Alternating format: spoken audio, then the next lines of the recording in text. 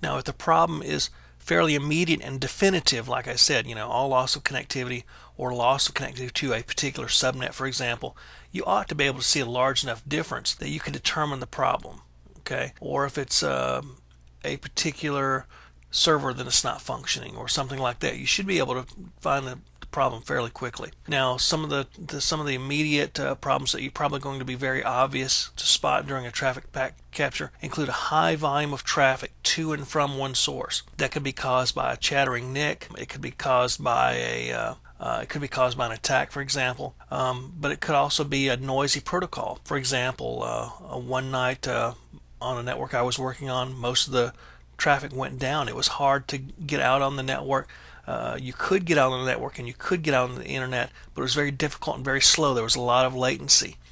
So during a traffic capture, we determined there was a lot of OSPF traffic coming from a particular router. And what was happening when we looked at the router, the CPU utilization was up to 99%. And what was happening was the router was trying to rediscover the entire network constantly, over and over and over. So it was generating so much OSPF traffic on the network that it was flooding the network and reducing the bandwidth. So a noisy protocol like that, you would be able to find during a packet capture and a traffic analysis, and a high volume of traffic from that particular source that caused network problems.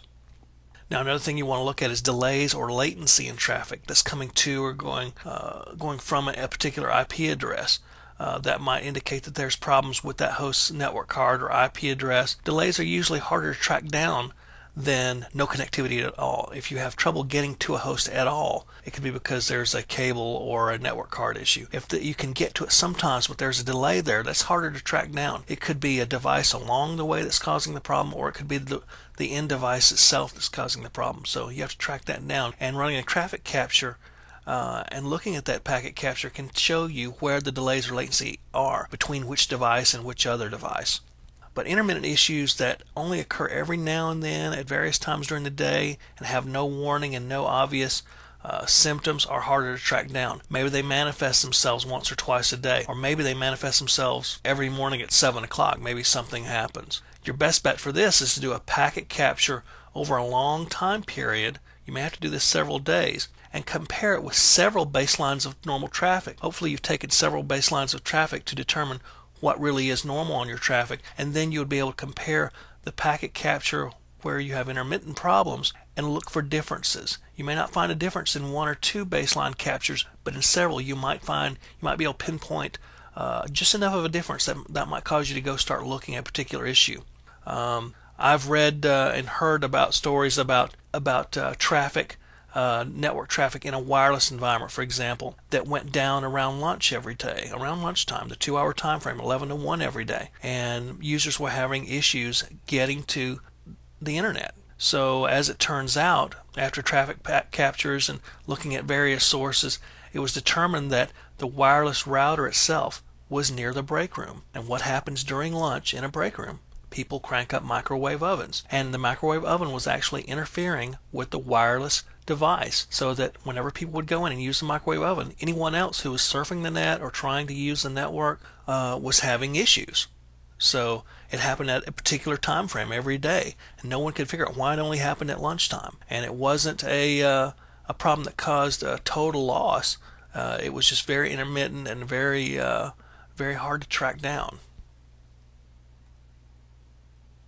Now, one thing you might also look for is smaller unusual events right before or after intermittent issues manifest themselves. Maybe there might be power fluctuations.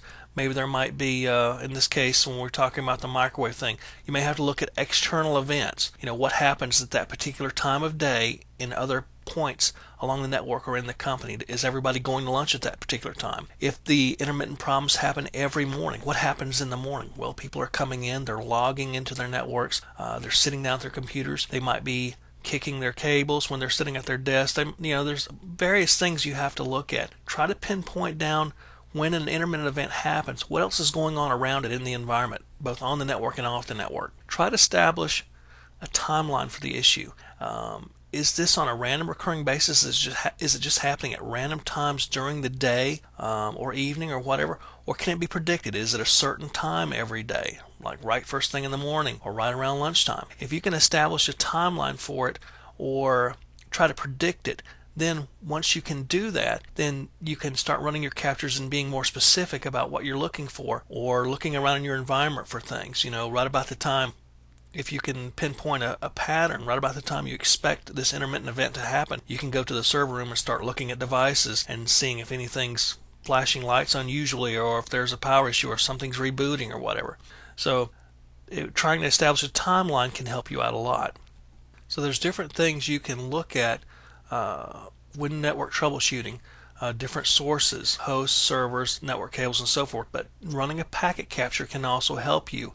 Probably it will help you more with the intermittent problems, with the smaller problems that's harder to track down than it will the larger catastrophic problems, but it can still help you solve these network problems.